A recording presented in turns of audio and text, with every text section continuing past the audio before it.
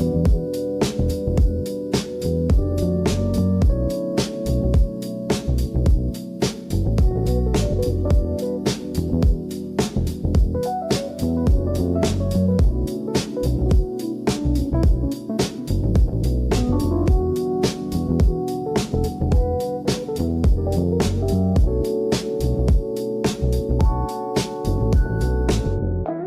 dari arsitektur UNES ya, kita ada tugas dari mata kuliah perumahan dan permukiman.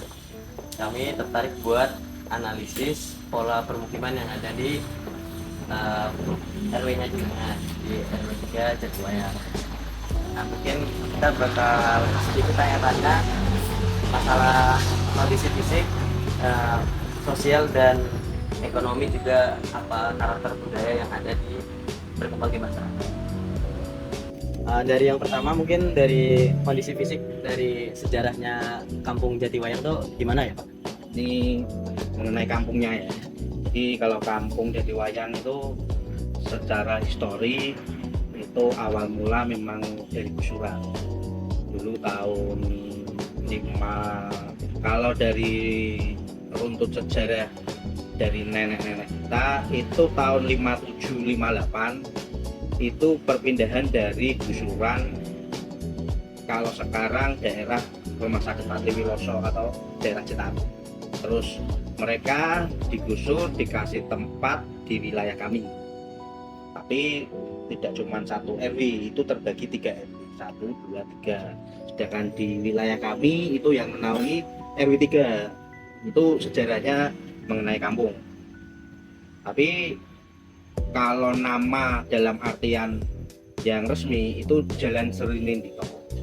Tapi kalau kampungnya Kampung Jatiwayang itu bersumber dari salah satu makam di wilayah kampung.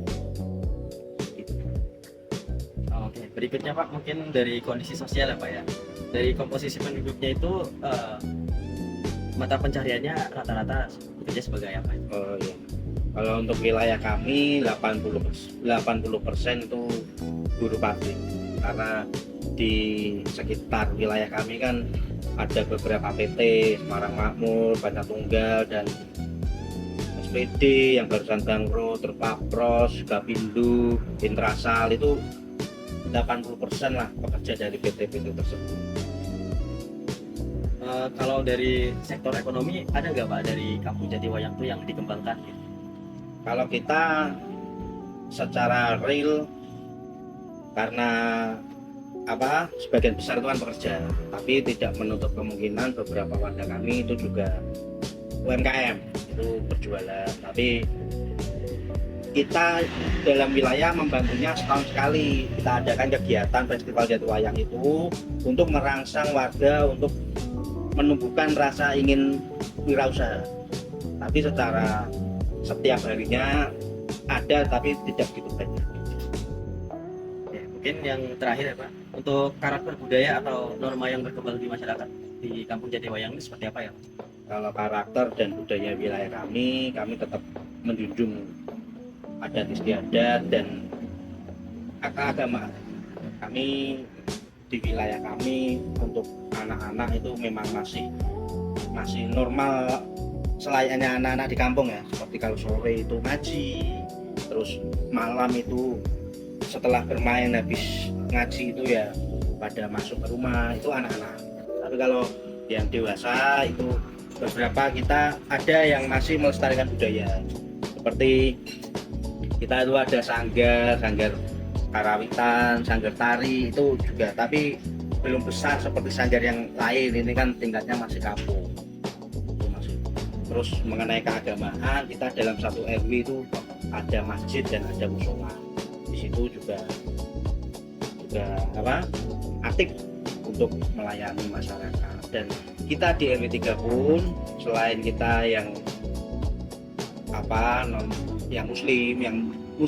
yang non muslim juga kita adakan setiap sebulan sekali itu Swadito.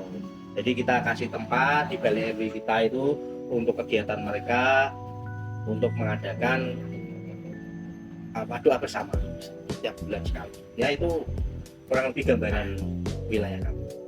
Kalau yang terakhir mungkin ya Pak, dari kemarin kami sudah sempat survei ke tempatnya, ke RW 3 dan RW 5 Jatiwayang.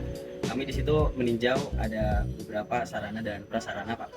Contohnya kayak jaringan jalan, drainase, air bersih, limbah, sampah dan sebagainya. Itu kalau menurut Bapak itu bagaimana Pak, sarana dan prasarana yang ada di Kampung Jatiwayang itu apakah sudah cukup memenuhi untuk kebutuhan warga sekitar? Kalau apa yang disebutkan Mas tadi seperti jalan, drainase, alhamdulillah kita sudah dibantu banyak oleh Pemkot Semarang, yang mana setiap tahun kita mengajukan dana di Musrembang. Jadi kalau Mas dan Mbak bisa survei di wilayah kita, jalan tuh hampir 95% tuh bagus semua. Drainase juga hampir 100% juga bagus. Kita juga punya balai RW untuk kegiatan-kegiatan yang ada, tapi kita jujur aja karena kita berada di tengah kota, kita minim ruang terbuka hijau itu memang kurang di wilayah kita.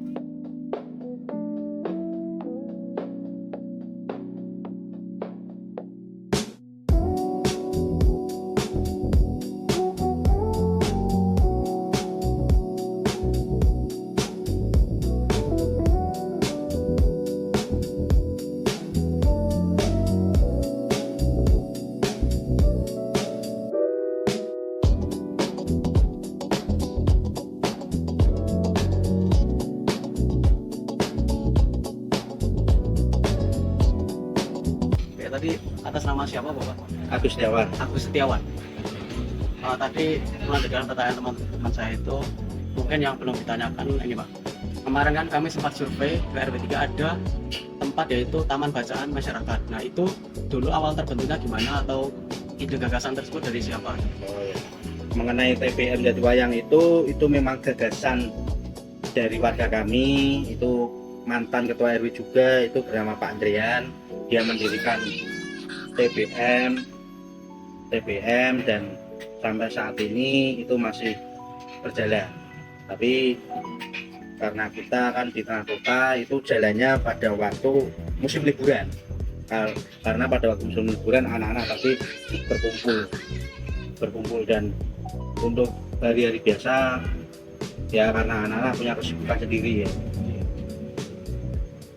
Selain itu kan juga di sampingnya Taman Bacaan juga terdapat pot-pot tanaman yang disusun itu loh Pak. Oh, toga.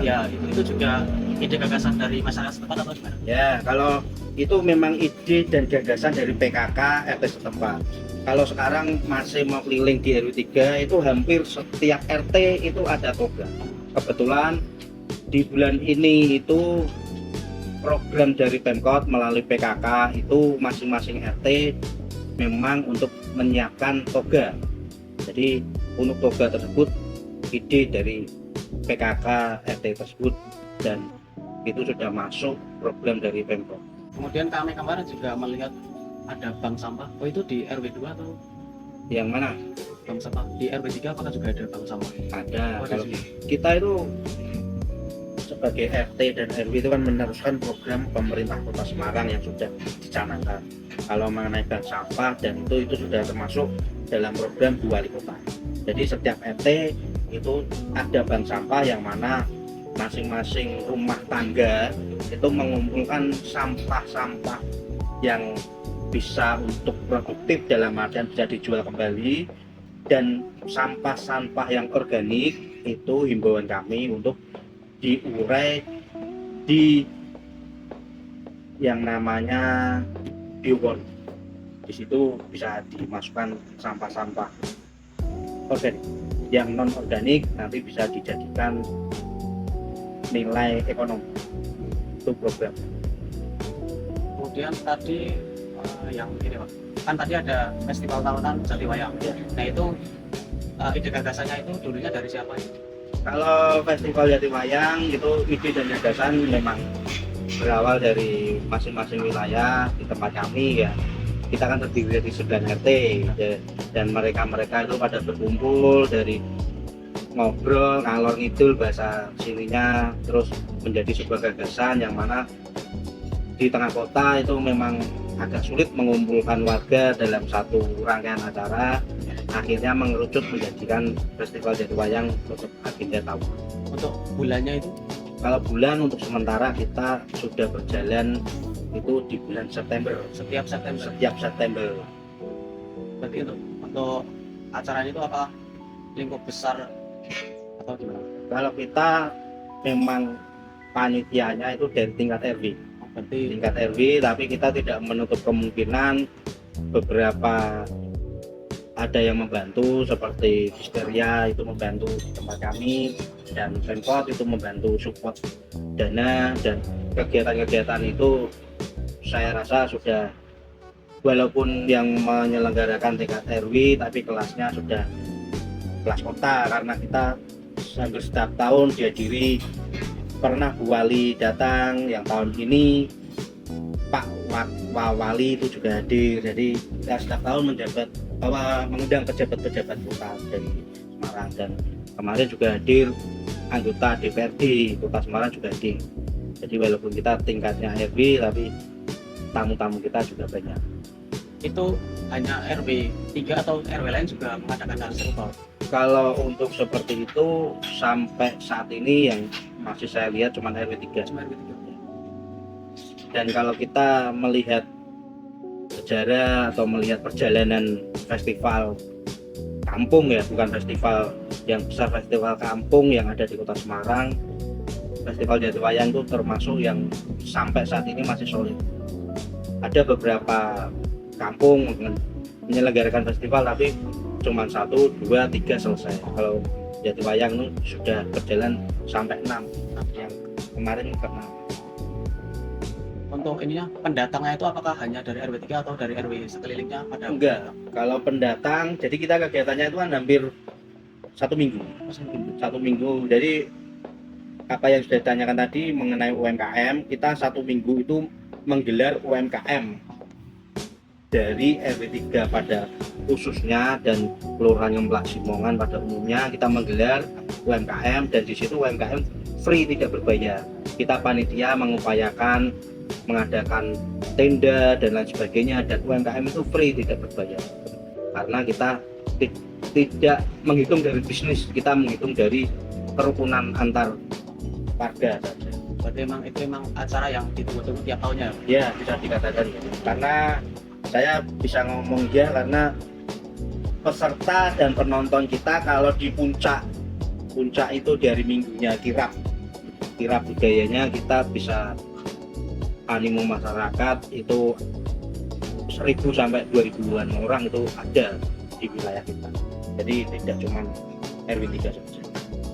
Acaranya itu diadakan di lapangan besar atau Di poros jalan. Jadi kita RW 3 kan mempunyai wilayah dan itu tepat di tengah-tengah RW 3. Jadi memang biar strategis itu ya. Bapak ada info terkait data penduduk RW yang Bapak naungi ya? Ya. Data, berapa jumlah penduduknya, terus yang beragama Islam berapa gitu? Kalau itu harus saya buka data ya, datanya di Kalau mana. kira-kira gitu Pak? Kira-kira kita hitungnya per kakak atau per kepala, per jiwa ya. Kalau kita ambil aja satu RT itu rata-rata 60 kakak. 60 kakak, kalau satu kakak kita bagi aja 4 orang. Jadi satu RT itu sudah 240 dikali 9. Wow, banyak sekali. Mungkin cukup itu saja Pak yang dapat kami tanyakan. Terima kasih atas waktunya. Mohon maaf kalau mengganggu Pak Dewa. Ya, Terima kasih. terima kasih. Ya.